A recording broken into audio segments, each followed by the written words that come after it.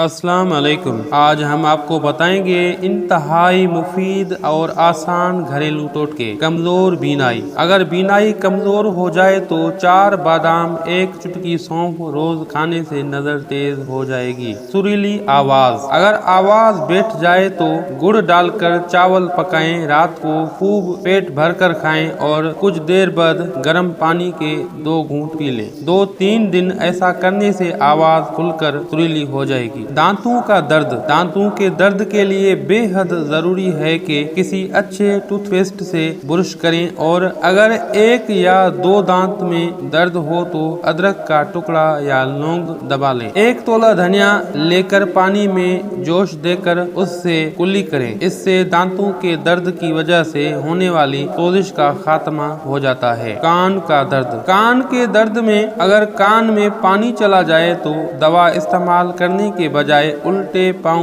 चलने से पानी निकल जाएगा। रोगन जैतून या रोगन गुल, सफेद अंडा हमवदन लेकर मिक्स कर लें और कान में चंद कतरे डालें, दर्द गायब हो जाएगा। जहनी थकन। दिमागी काम करने वाले गोश्त को तर्क करके अगर सिर्फ फल और सब्जियां खाएं तो उनको जहनी थकन महसूस नहीं होगी। हाफिजा की कमजोरी। हाफिजा तेज करने के लिए थोड़ी सी काली मिर्च और 4 बादाम लेकर पीस लें और निहार मुंह खाएं। कुछ दिनों में हाफिजा तेज हो जाएगा। गले की खराश। बेरी की छाल 135 ग्राम, अनार की छाल 35 ग्राम 1 लीटर पानी में उबाल लें और छान लें और इस पानी से दिन में 2-3 बार कुल्ली करें। फल खाकर फौरन पानी नहीं पीना वरना गले में खराश हो जाएगी। दुबलापन। इंजीर कम इज कम 10 अदद खाने से दुबले अफराद मोटे हो सकते हैं। मुहासे। अंडे की जर्दी और तिल कूट कर मिक्स कर लें और महासों पर लगाएं। दाग मुहासे दोनों गायब हो जाएंगे। बुखार की शिद्दत। सुरका को अर्क गुलाब में मिलाकर पानी में डालकर इसमें पट्टियां भिगोकर सर पर रखें। बुखार की शिद्दत कम हो जाएगी। दिमागी कमजोरी। सुबह नहार मुंह 2.5 तोला मक्खन या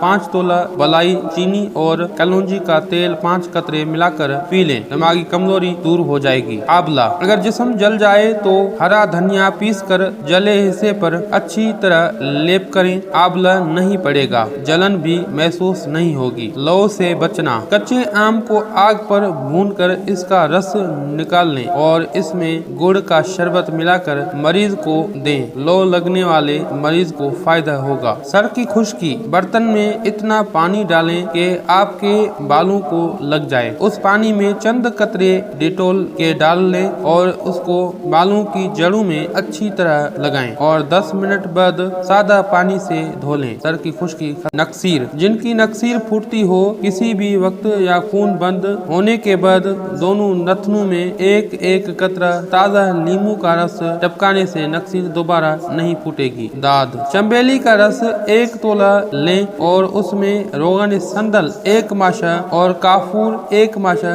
डालें और इनको खरल करके मिक्स कर लें और दाद की जगह पर लगाएं। चंद दिनों में दाद खत्म हो जाएगा। बालों की चमक। रूखे बालों में चमक पैदा करने के लिए सर धोने के बाद 1 मग पानी में 1 नींबू का रस मिलाकर सर में डालने से बालों में चमक पैदा हो जाती है। स्याह कीलों का खात्मा। नाक पर अच्छे से कोल्ड क्रीम से मसाज करने के बाद मलमल के कपड़े से क्रीम उतार दें। अब नींबू के रसदार छिलके नाक पर रगड़ें और कीलों को हाथ से दबाकर निकाल लें। चेहरे के निशान। गर्मी के मौसम में धूप से चेहरे पर निशान पड़ जाते हैं। इसके लिए 1 नींबू का रस में 1 चम्मच शहद मिलाकर मास्क तैयार करें और लगाकर 10 मिनट बाद चेहरे को धो लें। आहिस्ता आहिस्ता निशान खत्म होने लगेंगे। पैरों पर स्याह निशान। पैर धोने के बाद 1 नींबू को 2 टुकड़ों में काट लें और जौ का आटा लगाकर पैरों का मसाज करें जब तक नींबू का रस